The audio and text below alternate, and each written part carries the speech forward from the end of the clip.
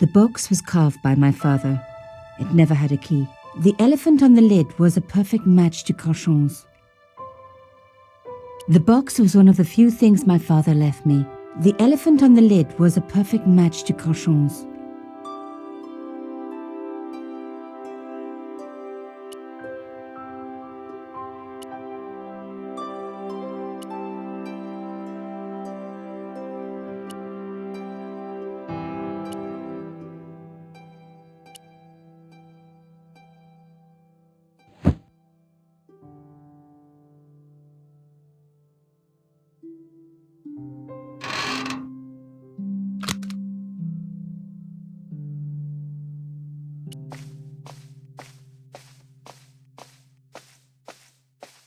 My first teddy. Never had a boyfriend as loyal as him.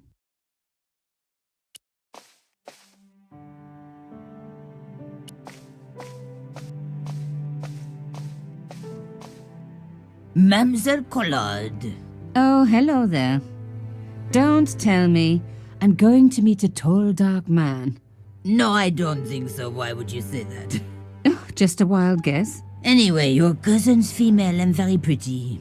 What? Your cousin from Marseille. How could you forget her so soon? She was only in your apartment yesterday. Ah, really? Such a charming young girl.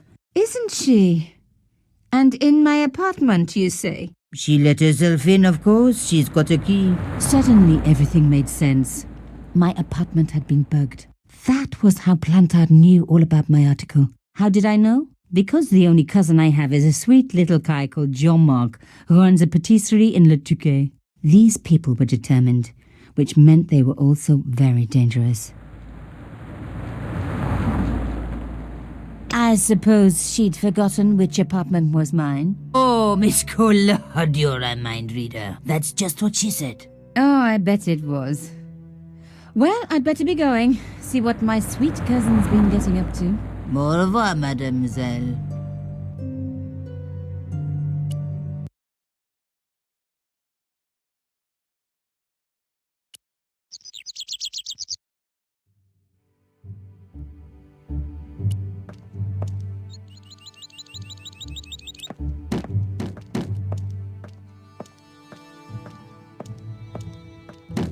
Hello, could I ask you some questions?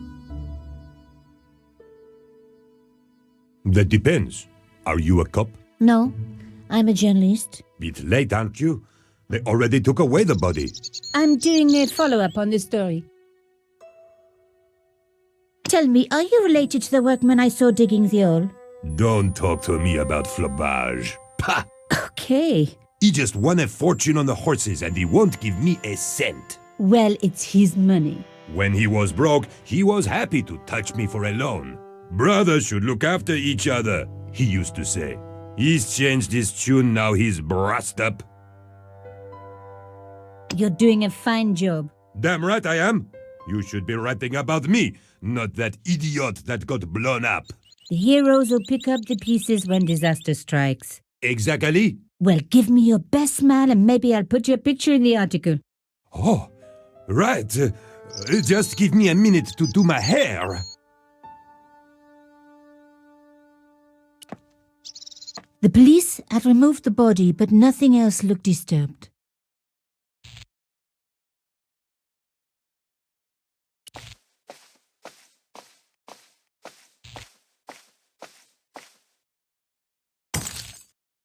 Oops, stupid thing.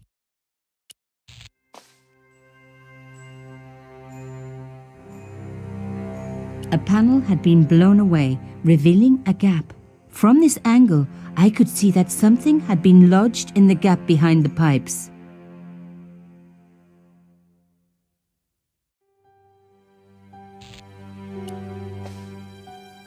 Behind the table were some damaged pipes. Voila! The police and forensic teams had missed a vital piece of evidence. Some kind of pouch. On the pouch was the cross symbol of Cochon's organization. I was on the right track. There was nothing of interest beyond some bloody debris.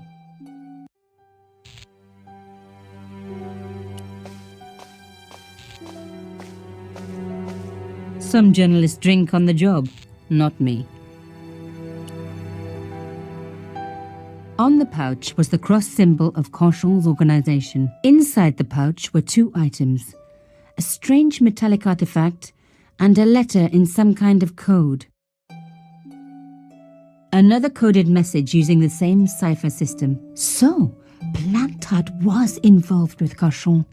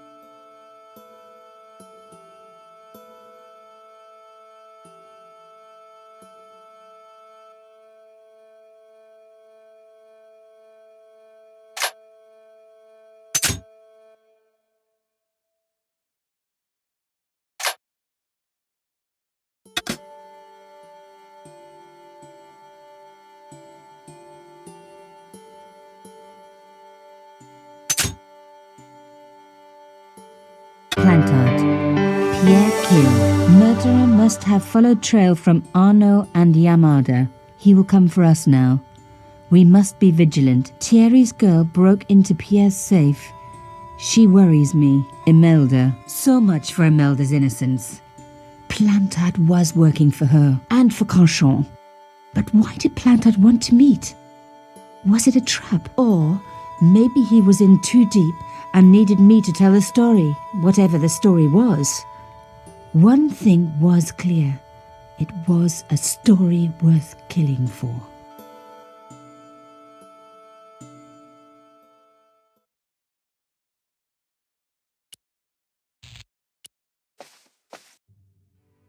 Hey, what about my photos? Of course. How could I forget? Well, I'm waiting. Get your camera out. Camera. Oh, I forgot. It broke. Alors, they should never send a woman to do a man's job. Well, this woman had fooled him easily enough and found the evidence the police had missed.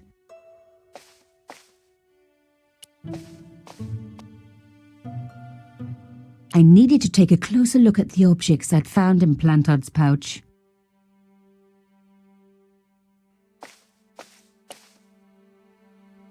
The artifact had a sword laid across scales. There was a picture of Lady Justice on the locked panel in the room below the conciergerie.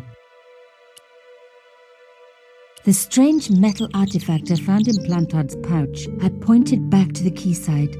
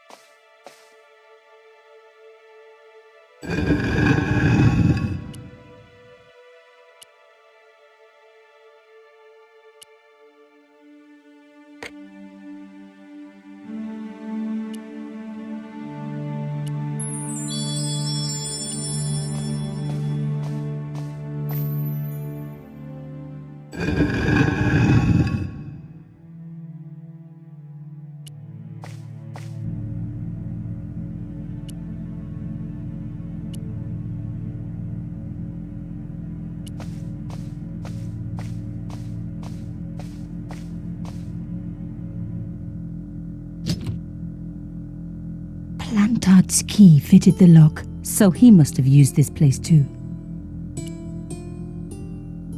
A photograph had been torn.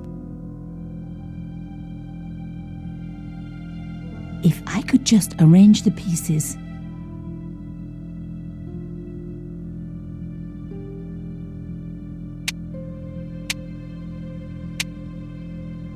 Oh my God, it can't be.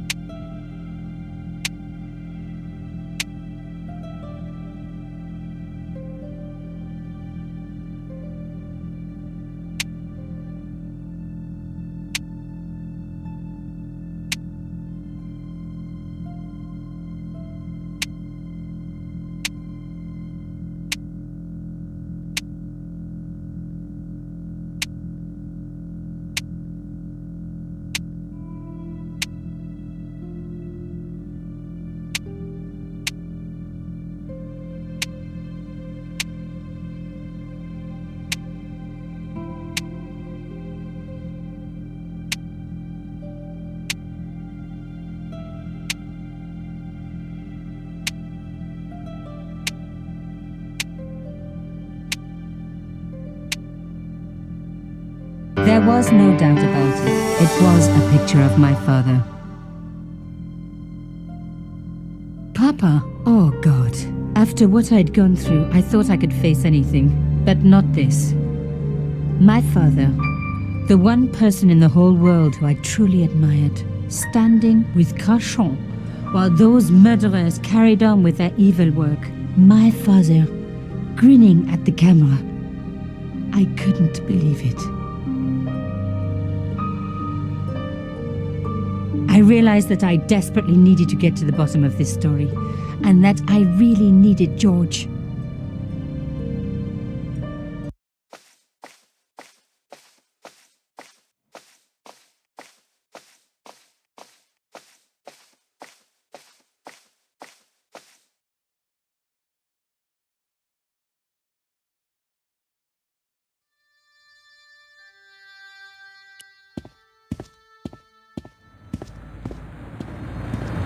Oh, hi.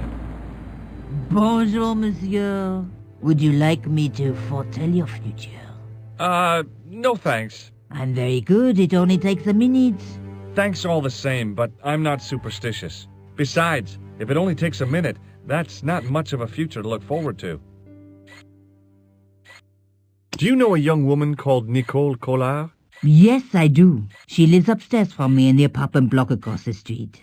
The door isn't locked, but you'll need to give it a gentle nudge. It sticks, you see. Because of the dam.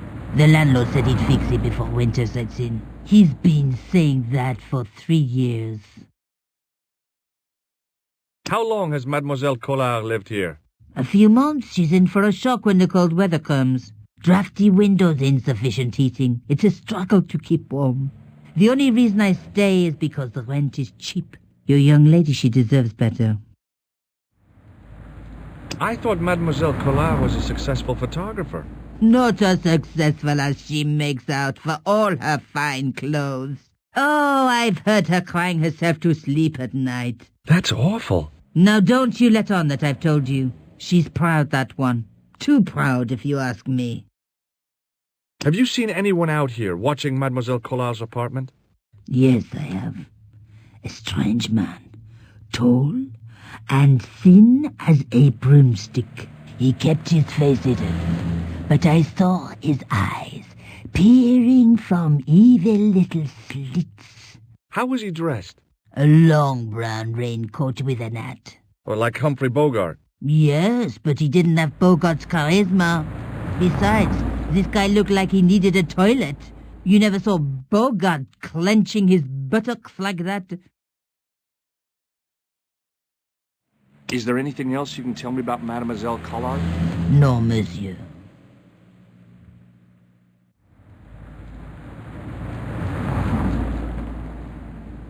Are the flowers for sale?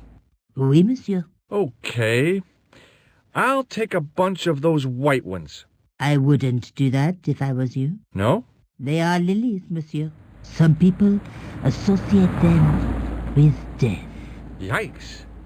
Well, thanks for telling me. What other flowers do you have? Dahlias? What do they signify? Insecurity? I don't want to give her the wrong idea about me. What about the tall yellow ones? Those are iris, the flame of passion. And the little yellow ones? Sensuality. Well, they're no use to me. I want to make an impression, not jump down her throat. I've changed my mind. Will you tell my fortune? You're going on a long journey. My, oh my. What a surprise. Can you tell me anything I don't already know? How does this fortune-telling routine work? If I knew that, I wouldn't be selling flowers for a living. Haven't you ever wondered why you were blessed with the gift? Well, it's a bit like satellite television, I suppose. Some of us are born with a built-in receiver dish. I just happen to be one of the lucky ones. Can you really foretell the future? Only time will tell, monsieur. The strange thing is, I can't seem to see myself in the future. Other people, I have no problem. But when I try to see what might happen to me, nothing. That must be scary. Maybe. I figure it's a kind of natural safety mechanism. Either that, or I don't have a future. What can you tell me about this material? It's a very expensive piece of cloth, monsieur. See you later. That's right, monsieur, you will.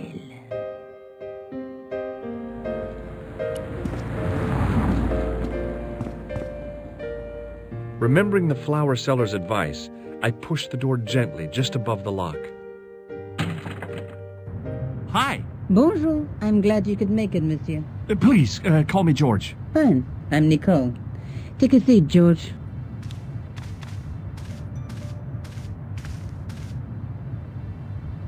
Eh bien? And what have you been up to? I've been exploring the sewers underneath the cafe. I thought I could smell something bad. The clown used the sewer to escape and to change out of his costume. I guess he was in a hurry. He left his jacket behind. And? I got his tailor's phone number. You had better luck than I did. Luck, she said. Luck. Hard work, I'd call it. What happened? My editor told me to drop the story. Can you believe it? But you're not going to do that. Oh, no. I'm going to find out what's behind these killings. It just doesn't add up. It almost feels like some sort of conspiracy. The police in 3 different countries have kept very quiet about the murders. The press don't connect them at all. They blame them on political, religious, or militant minority extremists. Well, that covers just about everyone. Tell me more about yourself. There's nothing much to tell. Well, how'd you get into photography? I guess I owe that to my father. He bought me my first camera. I was 8, and my parents had just split up.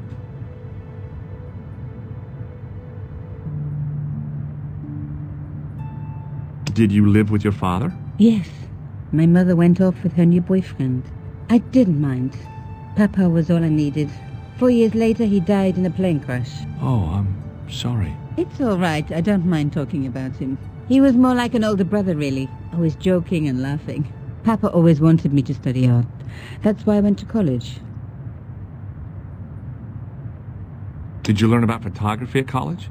God, no. I couldn't afford the materials. We were billed for everything we used. Paint, canvas, paper. Most of my year turned to minimalism. It was cheaper. I used to go poaching in the park for squirrel hair. The only time I wasn't hungry was the term I did printing. I used to eat the potatoes. You're making fun of me, aren't you? Oh, no. Tell me more about the clown's previous victims. The first was Arnaud Bellotta, the millionaire pharmaceutical baron. He made his money from amphetamines in the post-war slimming and diet boom. Imagine it, millions of housewives literally speeding their butts off.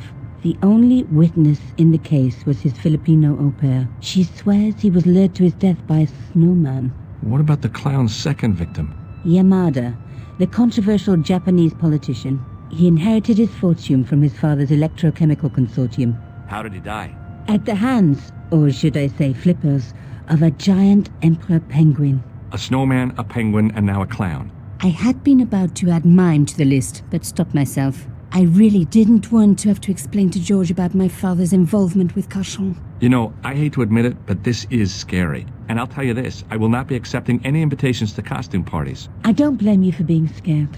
I am too. But this story could be my only chance for a big break. Or an early death. I found this false nose in the sewer. Hey, what's this inside it?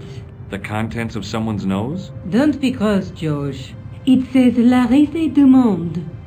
Masks and costumes. It's a costume shop near the Gare Saint-Lazare. I'll check it out. Maybe the owner remembers who hired the clown costume.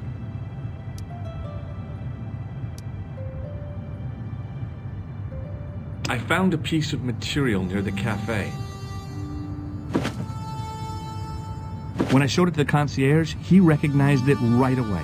It's very distinctive, all right. Just wait until you see this.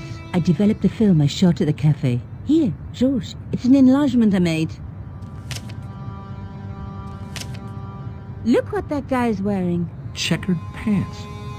The same material as I found in the sewer. That's right. This guy shouldn't be difficult to find. Oh no? Take a close look at his right cheek. A scar in the shape of a horseshoe. Or a crescent moon. I have to go. Okay, I'll see you later.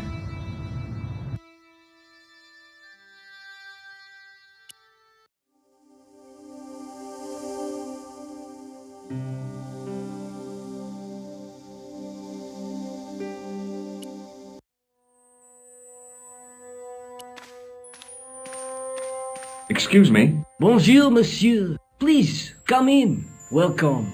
Leave the mundane world behind, for in these 4 walls, fantasy is king. I don't want a costume. Didn't you ever dress up when you were a child? Not that I remember. Incredible! You'll be telling me next that you never shared your elder sister's lingerie. I don't have a sister, and I think I'd look pretty silly in a brassiere. I just need some information. Of course. How can I help you? Have you heard of a man named Plantile? I do not recall anyone of that name. I'm looking for a man who hired a clown costume from you. Oui, monsieur. I do not see how I can help. Don't you keep a record of costumes that you've rented out? Of course, monsieur, but... Well, then I'd like to check your records. Give me the names of everyone who's rented a clown suit. Impossible. There are too many. Do you recognize this man? Oui, monsieur. I sold him some grease paint. Does this dirty tissue mean anything to you? Let me smell that.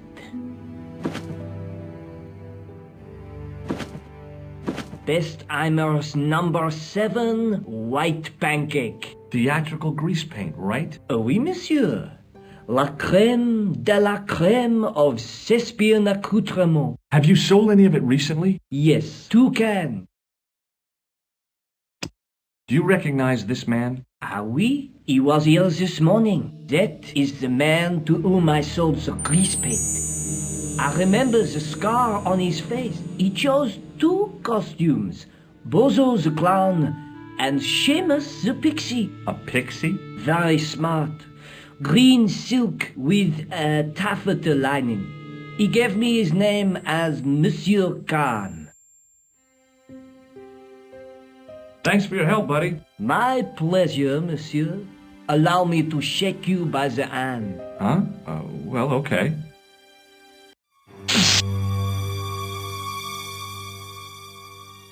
What are you trying to do, kill me? You did not find it amusing? I never saw the funny side of electroshock therapy. Eh bien, it is yours to keep. A gift?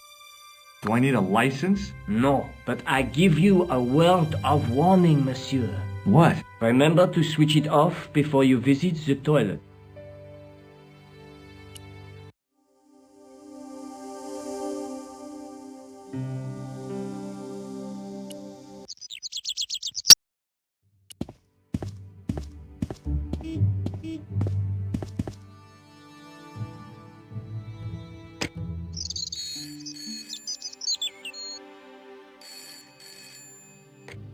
Hello?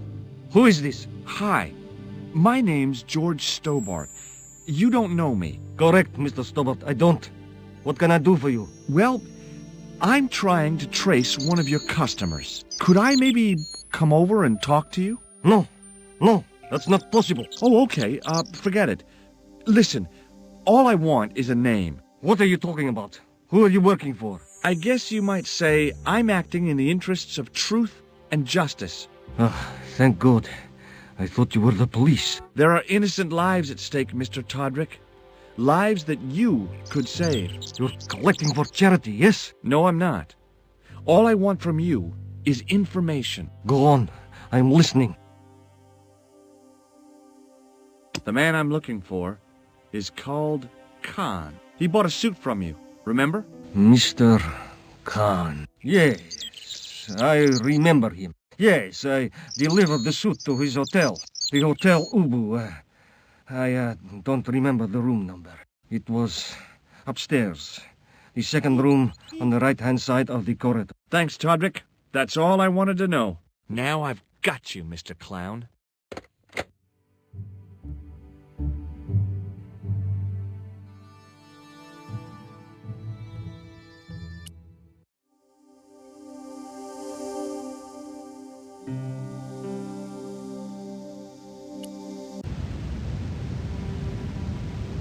The man looked like an amiable Bigfoot.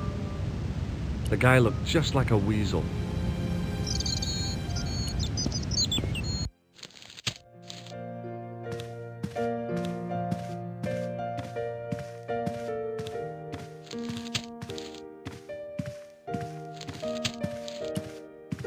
I want some information. Who are you? The police? I'm conducting a private investigation. Ah, I know only too well what you mean. That is one of the drawbacks of the catering business. When people book into an hotel, they leave their morals at home, no? I'm looking for a man who dresses like a clown. This is a highly respectable hotel, monsieur. There are no clowns here. If you say so. Do you know a man named Plantar? No, monsieur. Do you recognize the man in this photograph? Yes, monsieur. That man is one of our guests. What name? I cannot tell you that. Do you have a guest by the name of Khan? No, monsieur. Perhaps you would care to check the register. The man who calls himself Khan has a scar on his right cheek. Vraiment? I tell you, I do not know a man named Khan. Maybe not, but I'd noticed a change in his expression when I mentioned the scar.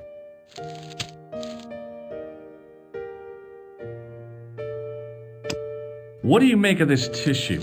Do you wish me to dispose of it for you, monsieur? Hey, no! It could be useful. I'm holding on to this. As you wish, monsieur. Perhaps you would like a little plastic baggie to keep it in? Nah, it's fine the way it is.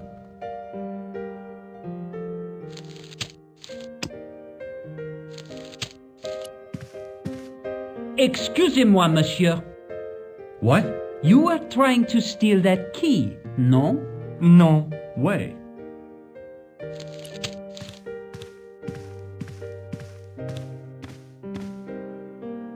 Excuse me, didn't I see your picture in the news? You're that Nobel Prize winner from some unpronounceable Eastern European state. Yes, that is me, in person. I don't want to worry you, but have you had any threats on your life? You know, mysterious phone calls, letters made up of headlines cut from the newspaper. I don't know what you're talking about. Do you know a guy called Plantow? I don't know anybody in Paris. Oh, well, this guy's dead anyhow. Why do you ask me about dead men? I have seen enough of death to last me a lifetime. I'm, sure you have. Have you seen a clown? I beg your pardon? The clown. A guy in funny pants. Have you seen him? My pants are from England, Marks and Spencer. They are a pleasure and a comfort to wear, with much support. I'm real glad to hear that. You know, it's good to know you Nobel Prize winners are human too. In my country, the people make do with string and egg cartoons. For pants? For everything. Oppression is the mother of ingenuity. Do you recognize this man? He calls himself Khan. Yes, I know this man. Why do you carry his photograph? I'm a private detective.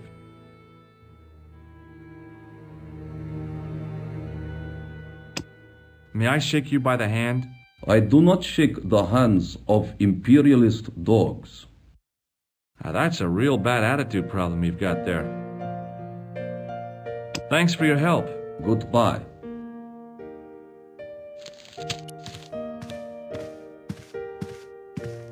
Hi there, ma'am. Well, hello. What can I do for you? I'm looking for a man. You disappoint me, my dear. For one foolish moment I thought... But never mind. Aren't you going to tell me your name? George Stobart, ma'am. How sweet! I once had a stable boy called George. I am Lady Piermont. The common reaction is to kneel and stutter, but it's not obligatory. A real lady? I mean, you're an honest-to-God aristocrat? Oh, I don't know about that. Few of my ancestors are honest, not even to God. I can trace my family back to the Normans, but don't let that intimidate you, George. Beneath that impressive pedigree, I'm just flesh and blood. The blood may be blue, but the flesh is the plump beef of old England, so to speak. You appear distracted, George. Is there any way I can help you? I'm looking for a murderer. Good heavens! You're a private detective. That's correct, ma'am. What's the term you Americans use? It's on the tip of my tongue. I believe what you're thinking of is Dick. Precisely. Have you come across a man who calls himself Khan? I am familiar with only one person named Khan. Genghis Khan, the legendary Mongol barbarian chieftain? No, darling. Kevin. Kevin Khan? I never heard of it. I'd be most surprised if you had, darling. He's a pharmacist in Hemel Hempstead. Organises fundraising for the Rotarians. Lovely man. Does he have a scar on his cheek? I really wouldn't know, sweetie.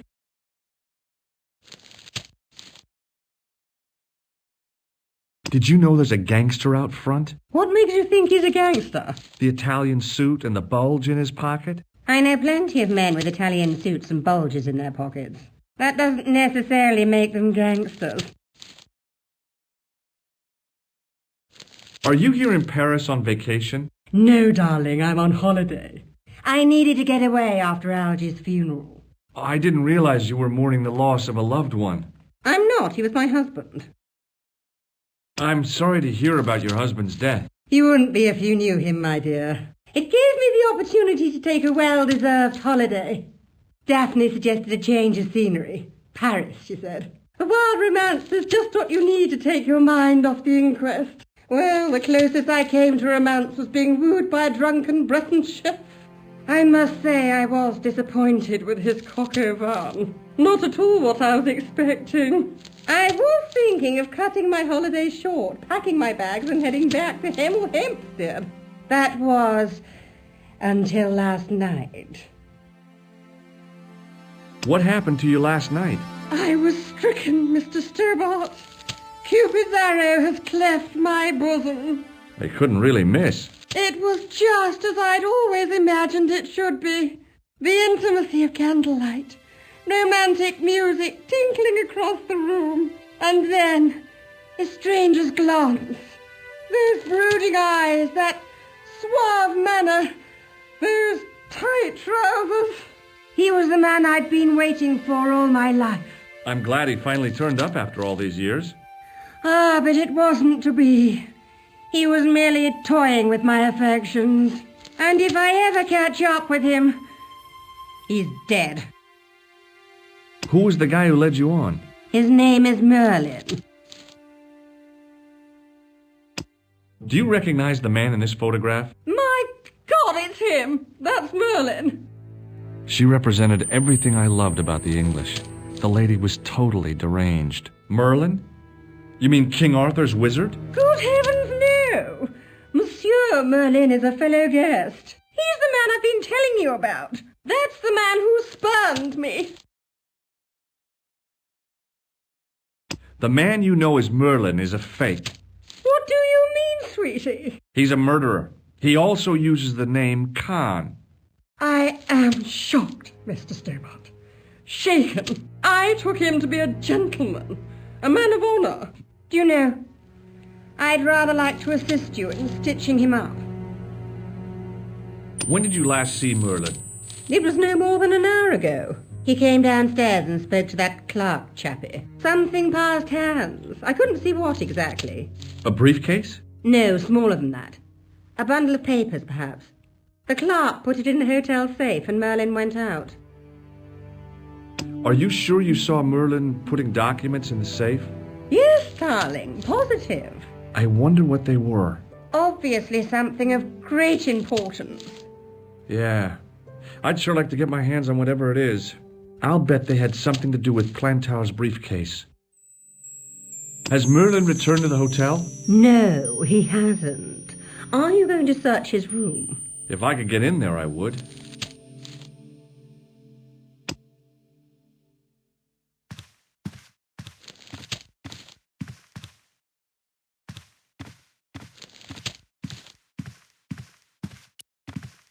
There was no one registered under the name of Khan, but the name in the book for room 22 was Merlin. What now, monsieur? I'd like to retrieve something from your safe. Ah, oui, monsieur. May I see some form of identification? Like what? A driving license, perhaps? I don't drive. Your passport? I don't have it with me. I could show you my operation scar. I'm sorry, monsieur. I must have some form of unique ID. You won't find a more unique ID than my scar. I'm sorry. I must insist on a more traditional identification. Rats. About the key hanging on the hook over there. Oui, monsieur. Which room is it for? Number 21. Is that room taken? No. The guests checked out this morning. I'd like to check into room 21. That is not possible. How come? You said it was vacant. It is reserved for another guest. Rats. No, monsieur. Dutch. I believe Khan, the man with the scar, is also known as Merlin, the man who has taken room 22. What of it? What do you want? Access to his room. Do you have a license, monsieur? Huh? A private investigator's license? Well, not exactly, but I can explain everything. I am sorry, but without credentials, I cannot help.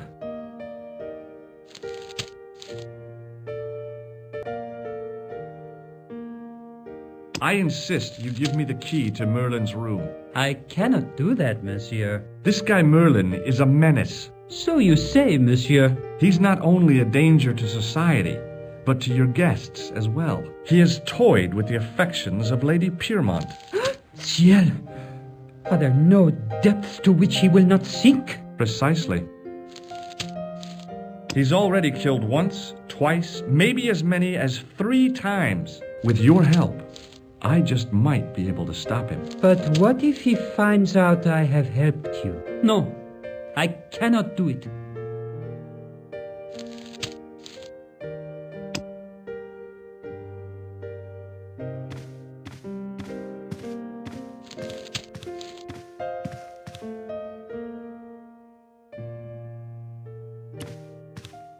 Hi, ma'am. Hello, George. What can I do for you now? Would you distract the clerk while I borrow a key? Are you asking me to aid you in a criminal act, darling? Oh, no. It's the key to an empty room. And why, may I ask, do you wish to gain access to an empty room? Do you plan to squat? No, ma'am. Scouts honor? I was never in the Boy Scouts, ma'am. Oh, you should have been. What were your parents thinking of? It's a fine way for a boy to get licked into shape. Now tell me, why do you want to get into that room? It's next to the room the killer is using. Ah, so you plan to eavesdrop on Merlin? I was hoping there might be a connecting door. Well, how can I refuse? I shouldn't think my feminine charms would be much use in this case, but a good dose of English arrogance might do the trick.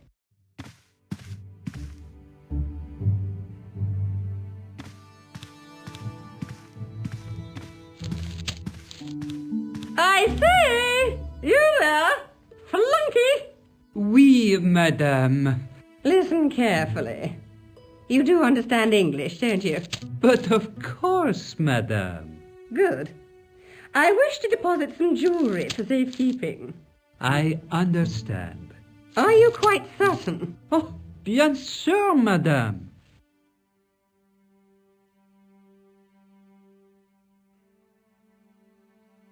Over to you, my dear.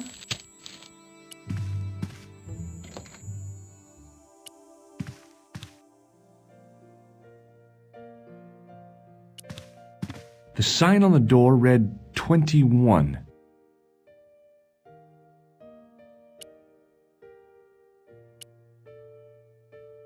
Maybe it wasn't the right room, but this was the right key.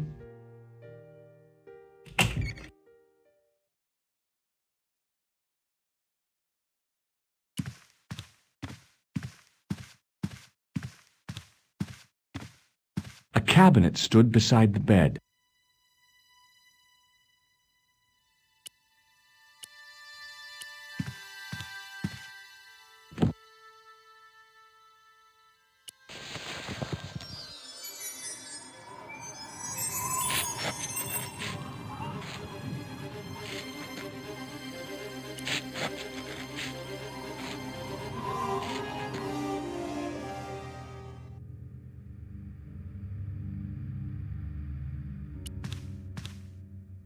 The assassin had been too smart to leave incriminating evidence beside his bed.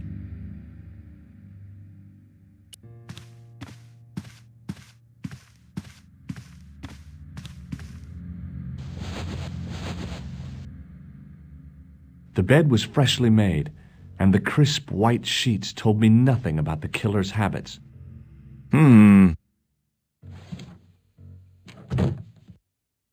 It was the battered leather briefcase I'd seen Plantar carrying just before he died. I searched the interior of the briefcase, but as I'd half expected, it was empty.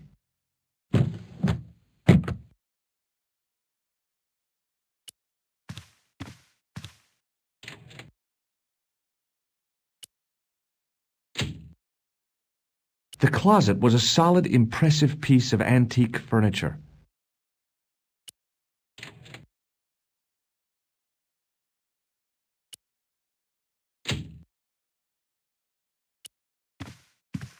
It was Khan. I had the kind of feeling in my stomach that would usually send me running to the bathroom.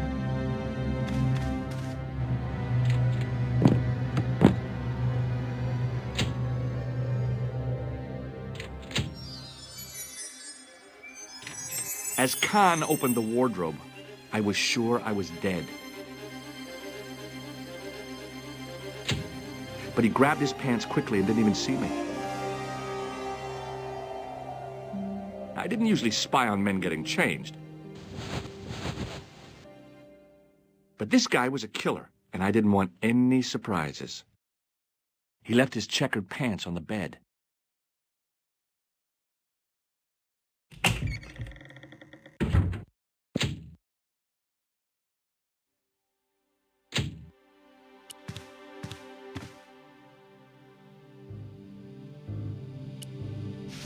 I flipped the pants over. I had that kind of feeling you only get from searching still warm pants. I found an ordinary matchbook. No matches, no clues. But as I pulled it from the pocket, a strong thread came with it. A thread with a metal tag on the end. I found nothing in the pocket. I pulled on the metal tag and the thread came out of the pants. It was like pulling out a ripcord. I turned the pants over again. There was nothing in the pocket. I searched the pocket gingerly and found a pass card. It read, Thomas Merlin, Gruber Electronics Corporation. The pocket was empty.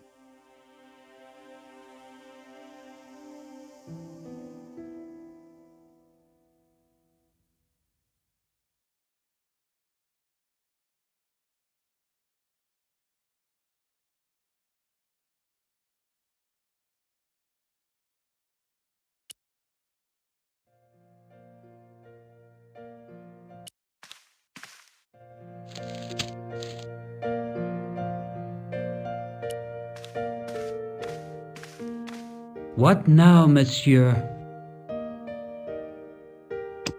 Does this pass mean anything to you? That is Monsieur Merlin's property. That's right. Merlin the murderer. I want to see what he's left in your safe. Impossible. I cannot betray his confidence, no matter what you say he's done. You're making a big mistake. Maybe. I can live with that. A murderer? Are you sure? Positive.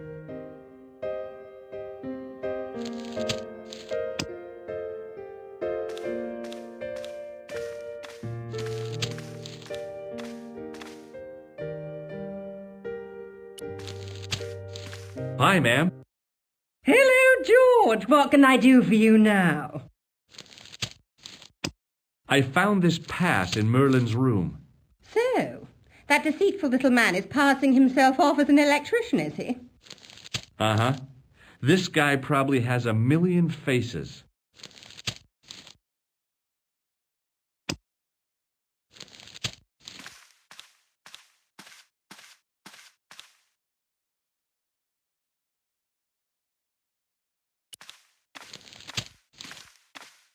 What now, monsieur? Did I show you this pass? Oui, monsieur.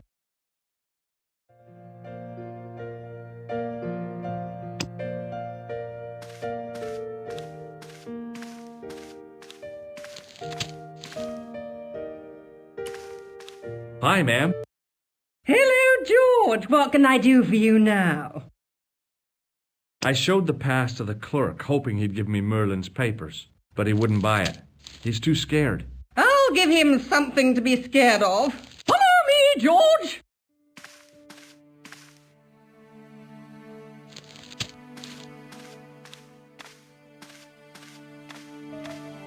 Did you place a package from Merlin in the hotel safe? I did, madame. And did my friend here show you Merlin's identification? Indeed he did, but What's the problem? he isn't Merlin. A mere academic detail. Give him the package. But that is against the law. I happen to be a justice of the peace, you silly man. I am the law. If he tries anything, shoot him, George. My pleasure, Lady Piermont. One moment, please.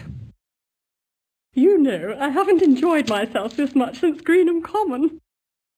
I don't know what I would have done without you, Lady Piermont.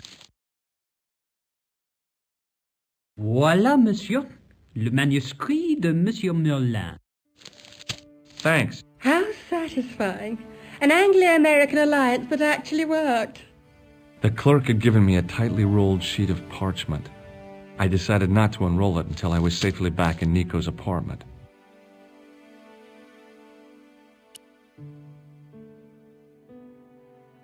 It was the ancient manuscript which Khan had stolen from Plantar.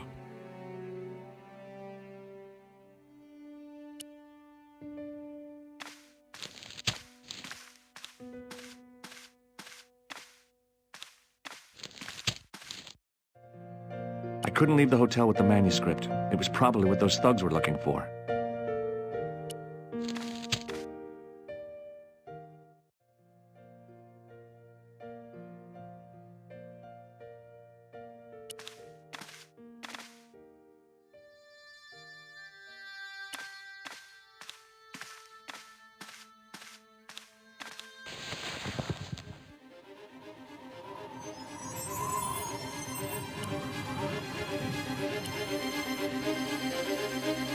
I knew this was no way to treat an ancient manuscript, but I couldn't let it fall into the hands of the goons waiting outside.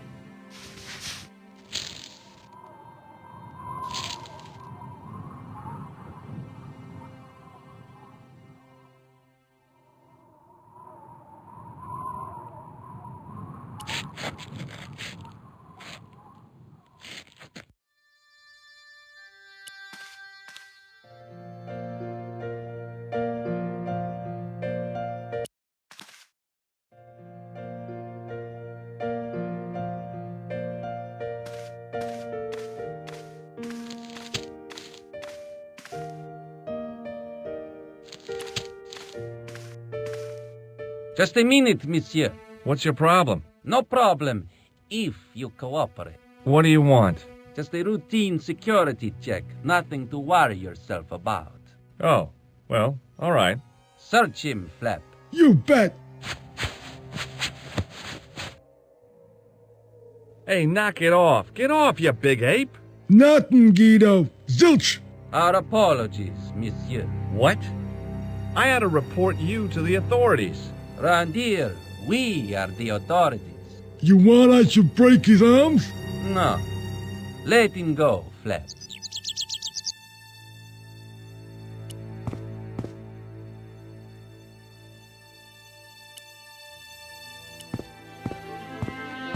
If the manuscript was what Flap and Guido were after, they were going to be disappointed. I couldn't wait to get back to Nico's apartment and check it out. Hi, how are you? Oh, hi. Come in, George.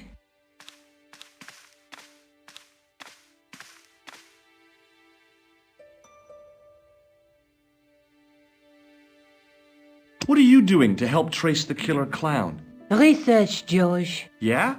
You have a copy of the clown's yearbook? I have a telephone and lots of contacts. Oh, well, did you find anything useful? Not yet. I'm employing my first and most useful weapon. What's that? Patience. Oh, I've heard of that. Isn't it a substitute for decisive thinking? Do you have a boyfriend? Not anymore. There was someone.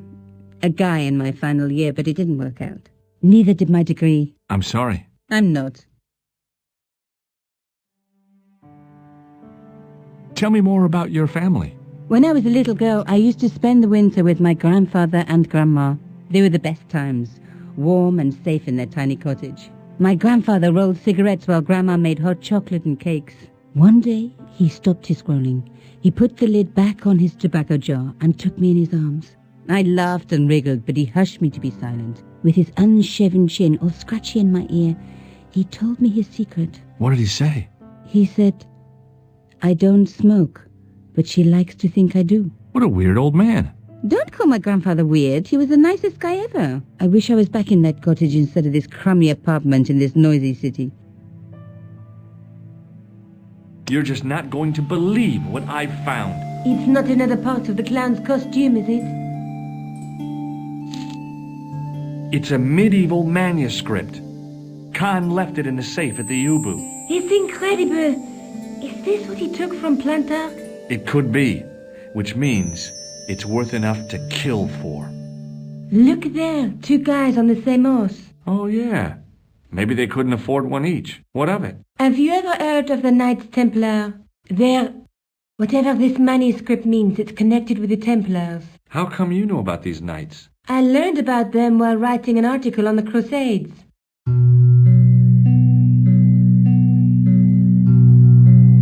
This guy, named Hughes de Payen, arrived one day at the court of King of Jerusalem. He offered to protect the Christian pilgrims from the displaced Muslim armies. The king would be able to guarantee safe transit to Christians in the Holy Land. Safer journeys meant more pilgrims, and pilgrims meant trade and wealth. The Templars proved invaluable to the king as a mercenary army. It was said that they never asked how many the enemy numbered, just where they were. And as the years went by, the Templars grew in wealth and numbers. They were so rich, even kings came to them for loans. But at the height of their power, they fell foul of the King of France. He rounded them up and turned them over to the Inquisition. Thousands of Templars were subject to torture and confessed to heresy. Of course, at the hands of the Inquisition, there wasn't much they wouldn't confess to. The last Grand Master Jacques de Molay was burned alive. Jeez. So the treasure is hidden, waiting to be discovered? If there ever was a treasure, it's been lost for 600 years. Anyway, we're supposed to be investigating a serial killer, not a medieval treasure trove. But maybe that's what the clown and his accomplices are after. Maybe this manuscript is the key. You'd better leave it here for safekeeping. Let's take another look at the manuscript. There's a guy with a sword and a bull. The only mythological bull I know of is the Minotaur, but he was only half bull. I don't think I'd like to be half a bull, even if it was the bottom half. What's that object between them? It looks like a gem on top of a tripod. There's a guy working on a loom. He's weaving a carpet or a tapestry. Or a duvet cover. It's a clue to a place, I reckon. Somewhere famed for weaving and ships. Where folk live in barrels? It beats copper boxes. There's a woman looking at her reflection in a mirror, but the reflection has 3 hideous faces. She reminds me of the wicked queen in Snow White. She was the one who said, "Mirror, mirror on the wall," wasn't she? She made me cry so much when I was a kid. Mom carried me out of the movie theater. She didn't frighten me in the least. Like I said, I was only a kid. I didn't like the crocodile in Peter Pan either. A knight with a crystal ball. Now, there's something written on the scroll beside the knight. Yes, but it's written in Latin. Per disciplinam mea lux videbis. By my teachings, you will see the light. You speak Latin? Where did you learn a trick like that? A trick? I studied law, okay? I can read Latin. My, you're touchy. Tell me that again. Look there, 2 guys on the same horse. Let's face it, we need help, George. Someone who knows about these things. Who do you suggest? Indiana Jones? I know a guy who specializes in medieval studies. His name is Lobino. Huh. Some stuffy old fossil who gets horny over ancient relics, I suppose. Far from it. Andre isn't the stereotypical professor you have in mind. Where can I find this Lobino guy? At the Krone Museum. I'll give you the address.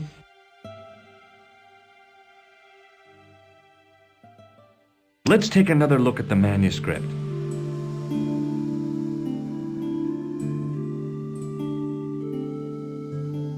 Look there, two guys on the same horse. A knight with a crystal ball. The knight through. There's a woman. There's a guy working on. There's a guy with a sword between. I have to go. Okay. Don't forget to look for Lobinor at the Kron Museum.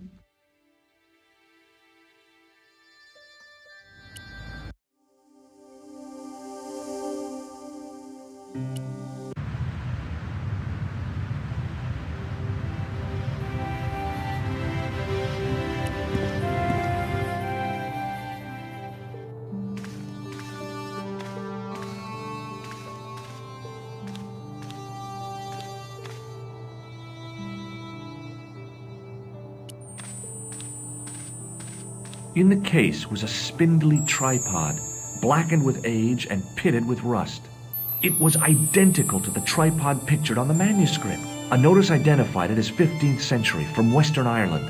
It had been found in Loch Marne at the site of a Knights Templar preceptory. Ireland! What's that? This tripod was found in Ireland. I will have to ask you to keep your voice down. I'm sorry, I was excited. Pardon me. Oui, monsieur? Are you Lobinot? Oh, no. Fancy you mistaking me for him. No.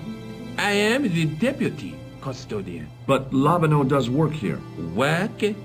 I wouldn't go so far as to call it there. He studies here most days, but as you can see for yourself, not today. Do you know anything about the Knights of the Temple? No, sir. Not a sausage. The sign on the tripod says it was found at a Templar preceptory. It does? Yeah. It doesn't mention John Dee at all. Most remiss. You don't know anything about the tripod, do you? No, I don't. I never had much of a start in life, you see. I owe what little education I gained to my uncle. He was an optician, but he also doubled as the village school teacher. He taught me the alphabet.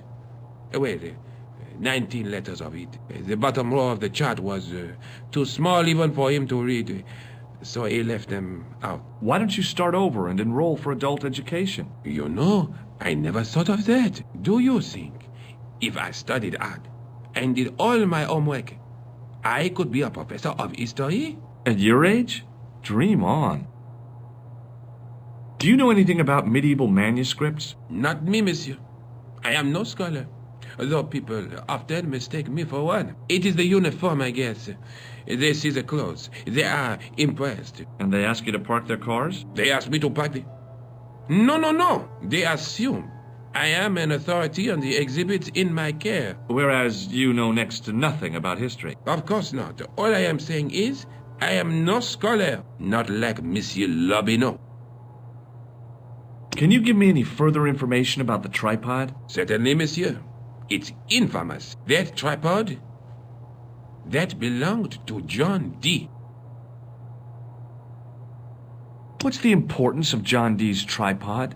Dee was the most famous escapologist of the 16th century. The Houdini of his time. Don't you mean alchemist? Escapologists use ropes, chains, and handcuffs, not tripods. Well, whatever he was, that is the tripod he used in his experiments. What kind of experiments did John Dee perform with his tripod? Oh, the usual. Didn't you study chemistry at school? Yeah, but we skipped over thaumatology.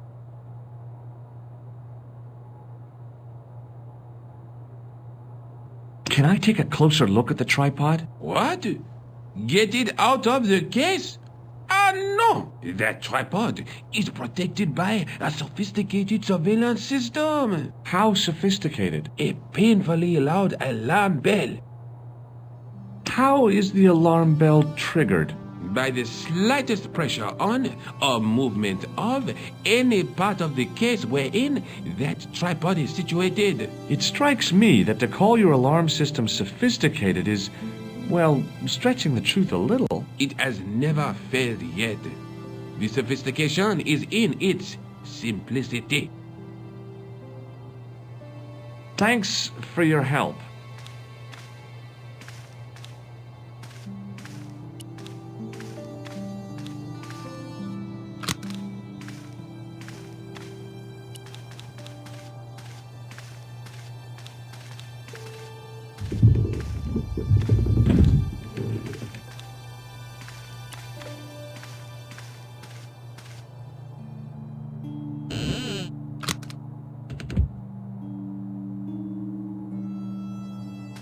This is ridiculous.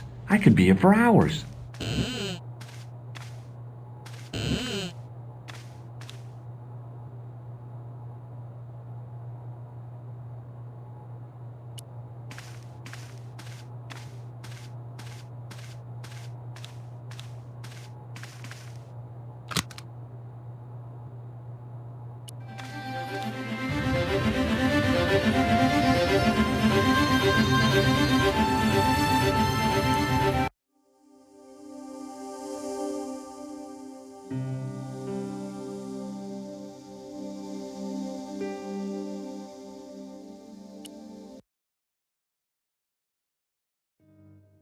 Hi. I've been to the Crew Museum. Did you speak to Lobineau? No, he wasn't there.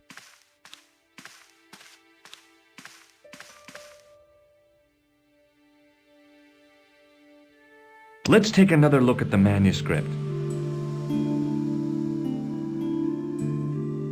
There's a guy, and through my, there's a guy working. I found the tripod. Where? In the museum. It belonged to the Templars. It was dug up in Ireland at a place called Loch Marne. I have heard of Loch Marne. I read an article about the castle. Take a look for yourself. A popular gossip magazine. You read that rubbish? No, I write it. Professor Nigel Pegram, excavating the medieval castle at Loch Marne. That's strange. What? He resigned his chair at Durham University in order to devote his time to the excavation. Not only that, but he canceled the filming of a 4th series of his popular television program. This site at Loch Marne must be awful important to him. He's a professor of history. They're all cuckoo. All the same, I'd like to talk to this Professor Pegram. How do you feel about a trip to Ireland? Disappointed. Huh? That I won't be going. I want to follow up the Bellotta case. If you really think Pegram's dam is important, why don't you visit Loch Marne? On my own? I'm not so sure about that. Where is Ireland exactly? Have you found out any more about the murders? Well, it may be nothing, but both the clan's victims visited Paris earlier this year. When? The 2nd week of July. They were both here at the same time. Did they meet? I don't know, but I can't imagine it was